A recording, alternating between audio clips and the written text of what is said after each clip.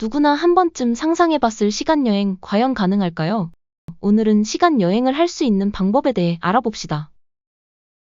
내가 만약 빛과 같은 속도로 간다면 내 눈에 빛이 어떻게 보일까와 같은 상상을 해봅시다. 상식대로라면 내 옆에 있는 빛은 멈춰서 보일 것 같죠? 근데 물리 법칙에 따르면 빛은 항상 누구에게나 언제나 똑같이 움직여야 해요. 그럼 뭔가 잘못된 거 아닐까요? 내가 빛의 속도로 가면 빛도 빛의 속도로 가야 하는데 왜 상대적으로 멈춘 빛이 보여야 하죠? 아인슈타인은 이 모순을 파고들었고 결국 깨닫습니다. 아, 빛의 속도는 바꿀 수 없어. 그렇다면 시간과 공간이 바뀌어야 하는구나.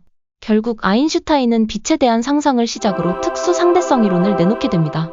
특수 상대성 이론 중 시간 여행을 가능하게 하는 가장 핵심적인 부분은 바로 시간 지연인데요. 빠르게 움직이는 사람에겐 시간이 느리게 흐른다는 것입니다. 여기 두두가 빠른 속도로 가는 우주선을 타고 있습니다. 우주선 천장과 바닥엔 거울이 달려있고 두두가 우주선 안에서 천장에 있는 거울로 빛을 쏘면 어떻게 될까요? 우주선 안에 있는 두두 입장에선 빛이 그냥 위아래로 움직일 뿐이에요. 이게 바로 고유시간입니다. 그런데 우주선이 빠르게 움직일 때 두두가 밖에서 이 빛을 본다면 빛이 위아래가 아니라 대각선 경로로 움직이는 것처럼 보입니다. 왜냐면 우주선이 앞으로 가고 있으니까요. 빛은 똑같이 위아래로 가려 하지만 밖에서 보면 우주선의 이동까지 더해져서 빛이 더 긴 경로를 이동하는 것처럼 보입니다.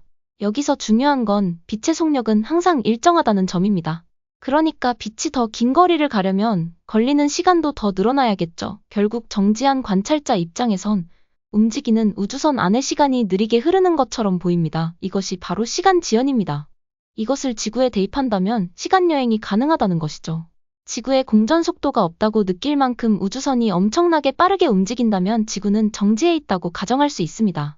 그럼 지구에 있는 도도 입장에선 움직이는 우주선 안의 시간이 느리게 흐르는 것처럼 보이게 되겠죠?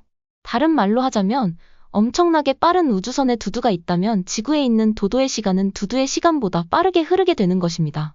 우주선에서의 1년이 지구에서의 30년이 될 수 있다는 것이죠. 우주선을 1년 동안 타고 오면 지구에선 30년이 흐른 것이니 두두는 미래의 할머니가 된 도도를 만날 수 있습니다. 일반 상대성 이론에서도 시간이 상대적으로 흐르는 것을 설명하는데요. 이번엔 빠른 속도로 가는 것이 아닌 중력이 큰 곳에 간다면 시간이 상대적으로 느리게 간다는 것을 설명합니다. 이렇게 시간이 상대적으로 흐른다는 물리적 현상을 아주 잘 나타낸 영화가 있습니다.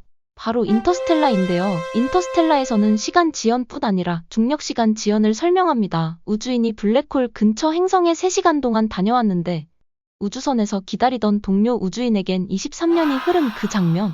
바로 중력 때문인데요. 블랙홀은 중력이 어마어마하게 큰 곳입니다.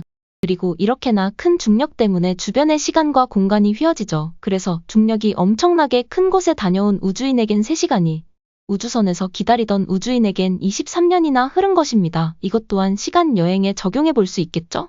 이번에도 두두가 우주선을 타고 우주로 갑니다. 블랙홀 근처에만 갔다가 다시 지구로 돌아오는데요. 역시나 할머니가 된 도도를 마주합니다. 그럼 이런 궁금증이 생기죠. 시간을 느리게 가게 할 수 있다면 거꾸로 과거로도 갈 수 있지 않을까? 영화에선 멋지게 타임머신 타고 과거로 가곤 하지만 과학적으로는 인과율이라는 벽에 막히게 됩니다. 인과율이란 한마디로 원인이 먼저, 결과가 나중이라는 원칙이에요. 예를 들어 내가 컵을 밀어서 떨어뜨리면 깨지는 건 항상 그 다음에 일어납니다. 그런데 컵이 먼저 깨지고 컵을 민다면 이걸 인과율 위반이라고 해요. 물론 이런 것을 설명하기 위해 과거가 바뀌면 그에 맞는 새로운 미래가 생겨난다는 주장 등이 있긴 하지만 아직 과학적으로 증명되지 못했죠. 과학에서 인과율은 철칙입니다. 결과가 먼저 생기고 원인이 뒤따르면 세상 모든 일은 엉망이 되기 때문이죠. 그래서 과거로 가는 시간여행은 현재까지 이론적으로 불가능합니다. 우리가 지나가는 이 순간은 다시는 돌아오지 않는 시간입니다. 시간여행보다 더 위대한 건 지금 이 순간을 바꿀 수 있는 우리의 선택이에요. 우리는 모두 미래로 향하는 시간여행자들이니까요. 세상의 모든 상상하는 시간여행자들을 응원하며 이번 물리 이야기는 여기까지입니다. 감사합니다.